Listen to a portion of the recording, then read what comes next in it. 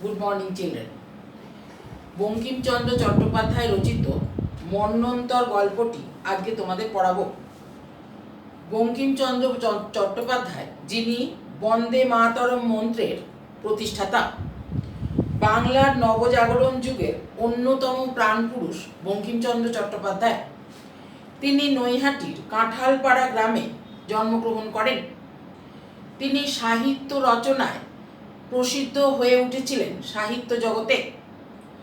তার সাহিত্যে কখনো উচ্চ সম্প্রদায়ের মানুষ ধরা পড়েছে, কখনো বা সামাজিক অবক্ষয় ধরা পড়েছে। মন্বন্তর গল্পটি সেই সামাজিক অবক্ষয়ের একটি কাহিনী। মন্বন্তর অর্থাৎ দুর্ভিক্ষ, যে সময় মাঠের ফসল মাঠেই শুকিয়ে যায়, অনাবৃষ্টির ফলে খাদ্যাভাব ঘটে, সেই অবস্থাটিকে মন্বন্তর বলা হয়।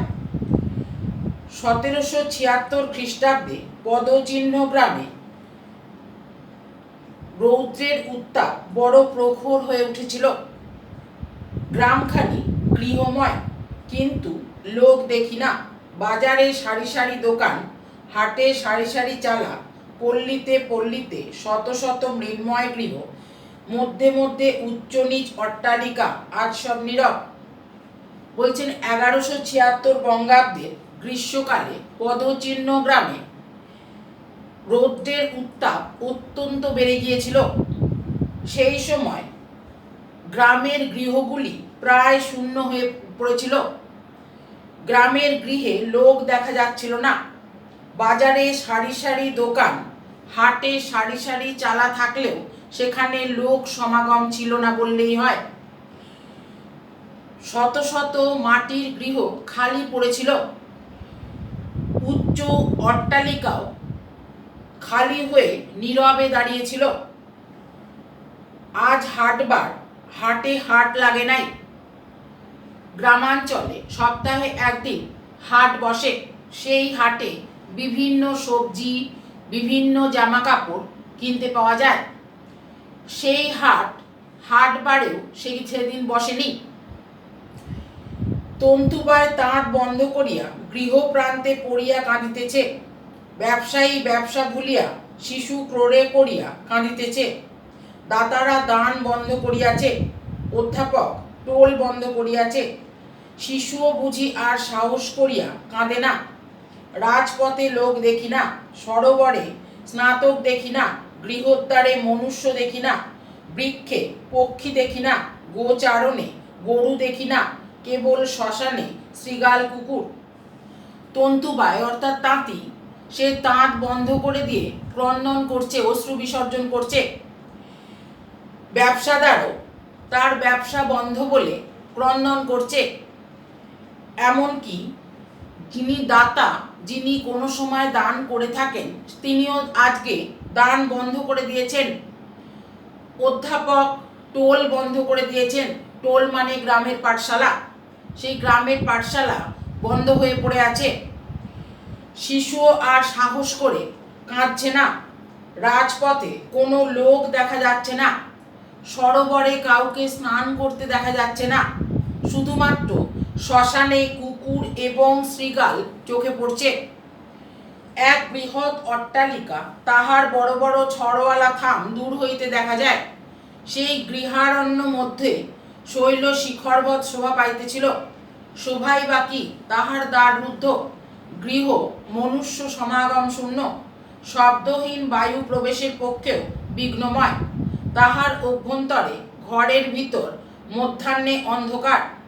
অন্ধকারে নিশীথ ফুল্লকুসুম যুগলবৎ এক দম্পতি বসিয়া ভাবিতেছে, তাহাদের সম্মুখে মন্বন্তর।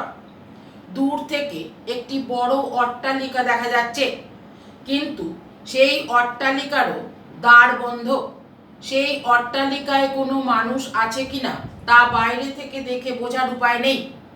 ভিতরে অন্ধকারে আবৃত হয়ে এক দম্পতি বসে ভাবছে যে তাদের সামনে মন্বন্তর উপস্থিত, অর্থাৎ দুর্ভিক্ষ উপস্থিত। 1174 বঙ্গাব্দে ফসল ভালো হয় নাই, সুতরাং 1175 বঙ্গাব্দে চাল কিছু মহার্ঘ হইল, লোকের ক্লেশ হইল, কিন্তু রাজা রাজস্ব কড়ায় গন্ডায় বুঝিয়া লইল। 1174 বঙ্গাব্দে ফসল ভালো হয়নি, সেই কারণে চালের দাম বৃদ্ধি পেয়েছিল, কিন্তু রাজা তার রাজস্ব কড়ায় গন্ডায় আদায় করেছিলেন প্রজাদের কাছ থেকে, কারণ রাজা তাদের এই অভাবকে বুঝতে চাননি। 1175 বঙ্গাব্দে বর্ষাকালে বেশ বৃষ্টি হইল, লোকে ভাবিল দেবতা বুঝি কৃপা করিলেন। আনন্দে রাখাল আবার মাঠে গান গাইল, কৃষক পত্নী আবার রূপার পৈছার জন্য স্বামীর কাছে দৌড়াত্ম আরম্ভ করিল। অকস্মাৎ আশ্বিন মাসে দেবতা বিমুখ হইলেন। আশ্বিন কার্তিকে বিন্দুমাত্র বৃষ্টি পড়িল না, মাঠে ধান্য সকল শুকাইয়া একেবারে খড় হইয়া গেল। যাহার 2-1 কাহন ফলিয়াছিল, রাজপুরুষেরা তাহা সিপাহীর জন্য কিনিয়া রাখিলেন। বর্ষাকালে 1175 বঙ্গাব্দে একটু বৃষ্টি হলো। এই বৃষ্টি দেখে লোকেরা ভাবল দেবতা বুঝি এইবার তাদের উপর দয়া করলেন।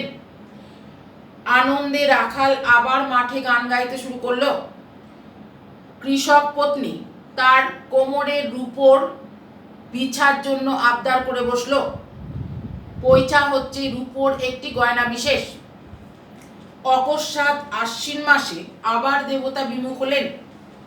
দেবতা বিমুখ হওয়ার কারণে আশ্বিন কার্তিকে একটুও বৃষ্টি পড়ল না, ফলে মাঠে ধান শুকিয়ে গেল এবং তা খড় হয়ে গেল। যাহার 2-1 কাহন ফলেছিল, সেগুলো রাজপুরুষেরা তাদের সিপাহীদের জন্য কিনে নিলেন। লোকে আর খাইতে পাইল না। প্রথমে 1 সন্ধ্যা উপবাস করিল, তারপর 1 সন্ধ্যা আধপেটা করিয়া খাইতে লাগিল, তারপর 2 সন্ধ্যা উপবাস আরম্ভ করিল। যে কিছু চৈত্র ফসল হইল, তাহা কাহারও মুখে তাহা কুলাইল না। কিন্তু মোহাম্মদ রেজা খাঁ রাজস্ব আদায়ের কর্তা মনে করিল, আমি এই সময় সরফরাজ হইব। একেবারে শতকরা 10 টাকা রাজস্ব বাড়াইয়া দিল। বাংলায় বড় কান্নার কোলাহল পড়িয়া গেল। যে সময় অনাবৃষ্টি ঘটল, মাঠের ধান মাঠেই শুকিয়ে গেল। প্রথমে প্রজারা 1 বেলা উপোস করতে শুরু করলো, অতঃপর তাদের 2 বেলাই উপোস করতে বাধ্য করা হলো। এই সময় মোহাম্মদ রেজা খাঁ মনে করলেন তিনি রাজস্ব বাড়িয়ে দেবেন। তিনি তখন শতকরা 10 টাকা রাজস্ব বাড়িয়ে দিলেন। ফলে বাংলায় কান্নার রোল পড়ে গেল। লোকে প্রথমে ভিক্ষা করিতে আরম্ভ করিল, তারপর কে ভিক্ষা দেয় উপবাস করিতে আরম্ভ করিল, তারপর রোগাক্রান্ত হইতে লাগিল। গরু বেচিল, লাঙল জোয়াল বেচিল, বীজ ধান খাইয়া ফেলিল, ঘর বাড়ি বেচিল, জোত জমা বেচিল, তারপর মেয়ে বেচিতে আরম্ভ করিল, তারপর ছেলে বেচিতে আরম্ভ করিল, তারপর স্ত্রী বেচিতে আরম্ভ করিল, তারপর মেয়ে ছেলে স্ত্রী কে কিনে। বলছে লোকে প্রথমে ভিক্ষা করতে শুরু করলো, তারপর ভিক্ষা দেওয়ারও লোক পাওয়া গেল না। তখন তারা রোগগ্রস্ত হয়ে পড়তে লাগলো, বিভিন্ন রোগের প্রাদুর্ভাব দেখা দিল। তখন প্রথমে তাদের পশুকে তারা বিক্রয় করতে শুরু করলো। যার যা পশু আছে সেই পশুগুলিকে তারা বিক্রয় করতে শুরু করলো। অতঃপর তারা লাঙল জোয়াল বিক্রয় করতে শুরু করলো, বীজ ধান খেয়ে ফেললো, ঘর বাড়ি বিক্রি করতে শুরু করলো, এমনকি তাদের ছেলে মেয়ে স্ত্রীকেও তারা বিক্রয় করতে শুরু করলো। কিন্তু অতঃপর এমন অবস্থা হলো, যখন সেই স্ত্রী পুত্রকে কেনার মতো আর লোক নেই। খাদ্যাভাবে গাছের পাতা খাইতে লাগিল, ঘাস খাইতে আরম্ভ করিল, আগাছা খাইতে লাগিল, ইতর ও বুনোরা কুকুর ইঁদুর বিড়াল খাইতে লাগিল। অনেকে পলাইল, যাহারা পলাইল তাহারা বিদেশে গিয়া অনাহারে মরিল। যাহারা পলাইল না, তাহারা অখাদ্য খাইয়া না খাইয়া রোগে পড়িয়া প্রাণত্যাগ করিতে লাগিল। বলছে এতটাই খাদ্যাভাব শুরু হলো যে তারা প্রথমে গাছের পাতা খেতে শুরু করলো, ঘাস খেতে শুরু করলো। যারা ইতর তারা ইঁদুর, বিড়াল এই সমস্ত খেতে শুরু করলো। অনেকে পালালো, কিন্তু যারা পালালো তারাও গিয়ে বিদেশে অনাহারে মরতে বাধ্য হলো। যারা পালালো না তারা এখানে থেকে অখাদ্য খেয়ে এবং রোগগ্রস্ত হয়ে মৃত্যুবরণ করতে বাধ্য হলো। রোগ সময় পাইল, জ্বর, ওলা ওঠা, ক্ষয়, বসন্ত। সেই সময় বিভিন্ন রোগের প্রাদুর্ভাব দেখা দিল, যে রোগগুলি মানুষকে মৃত্যু মুখে পতিত করে। বিশেষত বসন্তের বড় প্রাদুর্ভাব হইল। গৃহে গৃহে বসন্তে মরিতে লাগিল। কে কাহাকে জল দেয়, কে কাহাকে স্পর্শ করে, কেহ কাহার চিকিৎসা করে না, কেহ কাহাকে দেখে না, মরিলে কেহ ফেলে না। অতি রমণীয় বপু অট্টালিকার মধ্যে আপনি আপনি পচে। যে গৃহে একবার বসন্ত প্রবেশ করে সে গৃহবাসীরা রোগী ফেলিয়া ভয়ে পালায়। যখন বসন্তের প্রাদুর্ভাব দেখা দিল তখন প্রত্যেকটি ঘরে ঘরে বসন্তে লোক মরতে শুরু করলো। কেউ কাউকে জল দেওয়ার মতো ছিল না, কারুর মুখে জল দেওয়ার মতো অন্য কোনো লোক উপস্থিত ছিল না। বসন্তে চিকিৎসা করারও কোনো উপায় ছিল না, ফলে ঘরের মধ্যেই তারা মরে পড়ে থাকলো। ক্রমে পচা গন্ধ ছাড়তে শুরু করলো। যে গৃহবাসীরা তখনও বেঁচে ছিলেন তারা বসন্ত রোগের ভয়ে সেখান থেকে পালাতে শুরু করলেন। অর্থাৎ লেখক বলেছেন যে দুর্ভিক্ষ উপস্থিত হলে গ্রামের যে দুরবস্থা হয় সেই দুরবস্থাকেই তিনি চিহ্নিত করেছেন। তিনি দেখিয়েছেন গ্রামাঞ্চলে রোগের প্রাদুর্ভাব বৃদ্ধি পেলে প্রজাদের সাহায্য করার জন্য সমকালীন রাজাও এগিয়ে আসেন না। পদচিহ্ন গ্রামে তিনি সেই চিত্রই বর্ণনা করেছেন। মন্বন্তর গল্পের প্রশ্নোত্তর আমি তোমাদের লিখিয়েছি। আজকে গল্পটি বুঝিয়ে দিলাম। আশা করি সকলে বুঝতে পেরেছ। সকলকে শুভকামনা জানিয়ে আমি শেষ করছি।